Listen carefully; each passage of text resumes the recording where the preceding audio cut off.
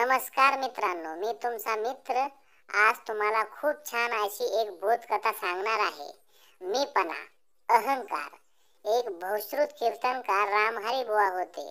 निरनिराळी वचने दाखले देऊन गोष्टी सांगून कीर्तन खुलवायचे. लोकही रंगून जायचे. कीर्तनाला गर्दी करायचे. रामहरी बुवांची खूप स्तुती करायचे.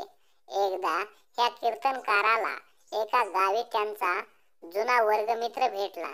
त्यांनी त्याला आपल्या निवासस्थानी बोलविले. आदर स्वागत केले व म्हणाले, अरे एकदा माझ्या कीर्तनाला ये ना, लोक माझी खूप स्तुती करतात. पहा तर एकदा. मित्रानं मान्य केलं.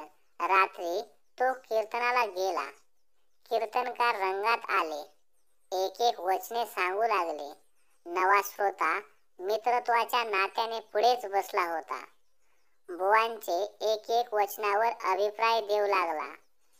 हे तर स्वामी समर्थांचे वचन, हे आचार्यांनी म्हटले, हे रामायणात सांगितले आणि हे तर इंग्रजी वचनाचं भाषांतर आहे.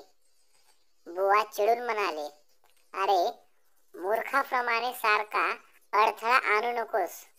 लगेच मित्र उद्धारला. हे मात्र तुमचे स्वतःचे वाक्य आहे. लेखक, वक्ते, राजकारणी अनेक वचने स्वतःचीच असल्यासारखे सांगत असतात. तात्पर्य, अहंकार बरा नव्हे. नमस्कार मित्रांनो, अशाच प्रकारच्या छोट्या पण तात्पर्य असणाऱ्या गोष्टी ऐकण्यासाठी माझ्या YouTube चॅनलला अवश्य भेट द्या.